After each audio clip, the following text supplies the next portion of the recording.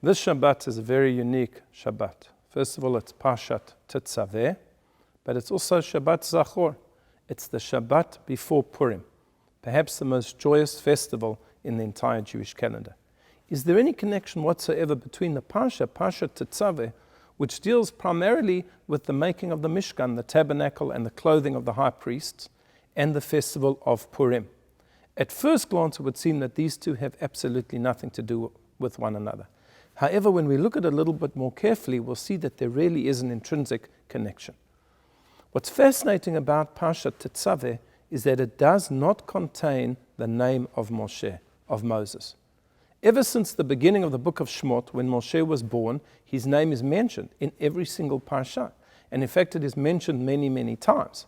But when we get to Parshat Tetzaveh, there is no mention of his name.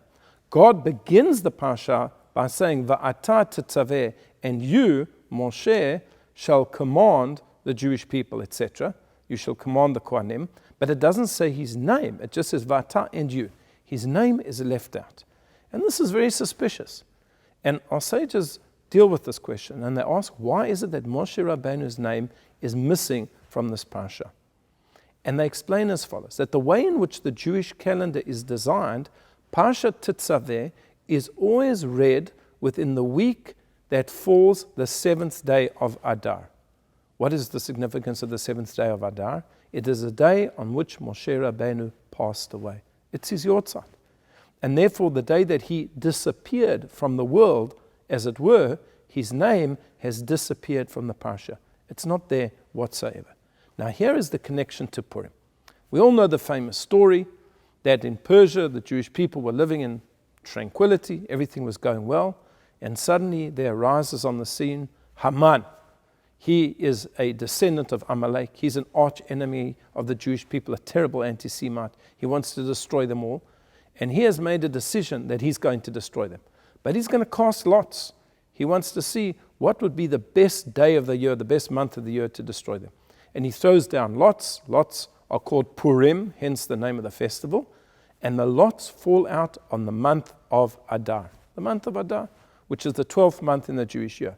And Haman is overjoyed. Why? The Talmud explains, because he said, the month of Adar, that is an unlucky month for the Jewish people. That is the day on which their great leader, Moshe Rabbeinu, Moses, passed away. He passed away on the 7th of Adar. Could there be a better sign? It's almost like God was telling Haman, go ahead. You've got the best possible time of the year to destroy the Jewish people. But the Talmud says, he made a mistake. It's true that Moshe Rabbeinu died on the 7th of Adar, but he was also born on the 7th of Adar. This is in fact mentioned by Moshe himself at the end of the Torah. He said to the Jewish people, I'm going to die. Today is the day that I'm going to die. I am exactly 120 years old today. So he died on the day of his birthday. And therefore the Talmud says that God is very particular with the righteous, that he adds up their days precisely, that the very righteous live exactly their due amount of days. They're born on a particular day and they pass away on a particular day. And when it came to Haman thought that time was something completely linear. A person's life begins on point A and it ends at point B. But he didn't realize and he didn't recognize the fact that time isn't like that. And that time is more circular. In fact, it's even more spherical. We live within a sphere and we have influence. And our lives go around and around and around. And there's no particular beginning or end. And therefore, the day that Moshe Rabbeinu passed away, even though it was a very, very sad day, was also the day that he was born. And this symbolizes that his effect and his power and his influence continues until this very day. It's fascinating, but a few years ago, here in the Claremont Shul, there was a visitor, a rabbi from overseas, and he went to one of the local schools, and he was speaking to the children, and he's asking the children, what are your names? And this child said, my name is Yehuda, and this one said, my name is Rivka. And this little boy stood up and he said, my name is Moshe. And the rabbi thought about this for a moment, and he said, it's incredible that after 3,300 years, give or take, we are still referring to our children as Moshe, as Moses. He's still very much alive. He's part of us.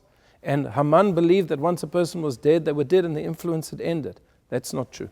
If a person did good and they were there for the community and they assisted the community, then their influence never ends. And that's why that month, as it says in the Megillah, that month which was destined for terrible suffering and joy and suffering and despair, turned into a month of joy.